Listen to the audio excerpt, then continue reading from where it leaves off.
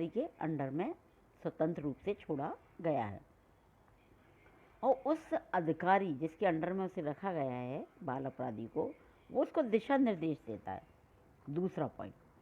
और तीसरा जो तत्व है कि वो किसी भी चीज़ का, जो बेचारा अपराधी है, बाल अपराधी है, वो कहता है कि मुझे इसकी आवश्यकता है या मैं ऐसा मेरे को मिल जाए तो मैं अपने इस बुरे व्यवहार को छोड़ दूँ, तो जो भी वो अनुभव करता है तो राज्य सरकार उसे सारी सहायता देने का प्रयास करती है। इन 3 तत्वों के आधार पर साथ ही प्रोबेशन के 3 व्यवहारिक तत्वों को बताया गया है।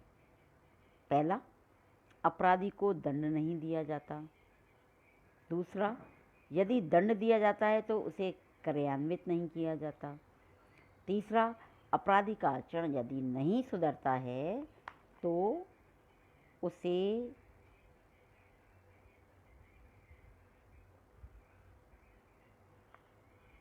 जो दंड मिला है उससे दुगना दंड दिया जाता है। यानी कि जो 3 तत्व बताए उसके आधार पर उसका 1 साल, 6 महीने, 3 महीने, जो भी प्रोबेशन का टाइम दिया गया है उसमें व्यवहारिक रूप से 3 बातें होती हैं। पहली बात तो ये है कि जो बाल अपराधी है उसे दंड नहीं दिया जाता, सुधारने का प्रयास किया जाता है। और दूसरी बात आती है, अगर बाई चांस का कोई भी ऐसा गंभीर उसने अपराध किया है बाल समय में और दंड दे दिया गया, उसको बता दिया गया, सुना दिया गया न्यायालय द्वारा, तो उसको क्रियान्वित नहीं किया जाता, उसको सुधारने का ही प्रयास किया जाता है।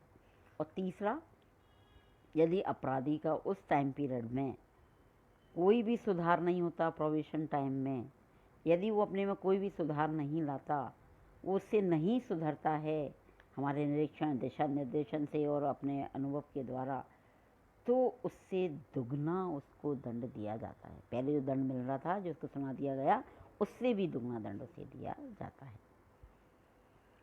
तो इस तरीके से प्रोबेशन की जो बात थी वो बताया गया कि प्रोबेशन है क्या, मतलब जो बाल अपराधी है उसको सुधारने की जो प्रक्रिया है वो प्रोबेशन कहलाती है। अब आता है एक समाजशास्त्री में चैपल, उन्होंने इसके बारे में अपने विचार रखे हैं। उन्होंने कहा है कि प्रोबेशन का लोग भिन्न भिन्न अर्थों में प्रयोग करते हैं। इनके अनुसार विद्वान 5 प्रकार के प्रोबेशन का अर्थ लगाते हैं। मतलब अलग अलग समाजशास्त्रियों ने प्रोबेशन को अलग अलग ढंग से बताने का प्रयास किया है। तो चैपल ने क्या किया है, उन सबको समाहित करते हुए 5 भागों में बांटा है कि प्रोबेशन है क्या या किस अर्थ में समाजशास्त्री इसका प्रयोग करते हैं।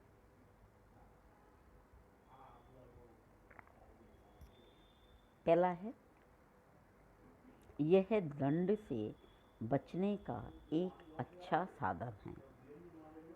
अब आप समझो बच्चों कि बाल अपराध किसी ने किया है, वो अभी हम उसे क्या मान रहे हैं कि ये बच्चा जो है बिना सोचे समझे उसने ये कार्य किया है, जो भी अपराध किया है वो बिना सोचे समझे किया है और वो उसको नहीं समझ पा रहा है। अगर वो जानबूझ के करता तो बाल अपराधी नहीं होता, क्योंकि उसका उद्देश्य होता दूसरे को हानि पहुंचाना। तो कहने का तात्पर्य ये है कि पहला, ये दंड से बचने का एक अच्छा साधन है। अगर कोई बच्चा किसी कारणवश किसी के बहकावे में या किसी की संगत में रह के किसी गलत रास्ते पर चला जाता है और उससे कोई भी घटना घटित हो जाती है, तो उसके पास ये अच्छा मौका होता है कि प्रोबेशन पीरियड में आकर वो अपने उस अवसर का फ़ायदा उठाकर अपनी लाइफ को अच्छा बना सकता है। दूसरा अर्थ किस में लेते हैं समाजशास्त्री, यह एक प्रकार की उदारता है जिससे अपराधी के प्रति सहानुभूति दिखाई जाती है। ये एक प्रकार की क्या है, उदारता, सहानुभूति, जिससे कि अपराधी के प्रति हम क्या दिखाते हैं, सहानुभूति दिखाते हैं। प्रोबेशन, तीसरा जो उन्होंने बताया है अर्थ, प्रोबेशन भी तो एक प्रकार का दंड ही है, जिसमें प्रोबेशन पर छोड़े गए व्यक्ति को अनेक बंधनों में रहना पड़ता है। मतलब वैसा दंड नहीं है कि जेल में डाल दिया, फांसी दे दी, या अन्य से कोड़े मारे जा रहे हैं, या इस तरह के दंड ना देके, शारीरिक या भाई दंड ना देके, ये कैसा दंड है कि उसको कुछ नियमों और शर्तों के अनुसार उस टाइम पीरियड में अपना व्यवहार करना होता है। और ऐसे तो नहीं जुड़ा है कि जहाँ मर दिया जिसके साथ चला जाए, जो उसका अधिकारी है वो जो कहेगा उसी के अनुसार उसको रहना पड़ेगा। तो ये क्या है, एक तरह से बंदिश में रहना भी एक प्रकार का दंड है। इस तरह की कुछ समाजशास्त्रियों ने इसका अर्थ निकाला है। नेक्स्ट उन्होंने क्या कहा, चौथा, पुलिस निरीक्षण की विधि के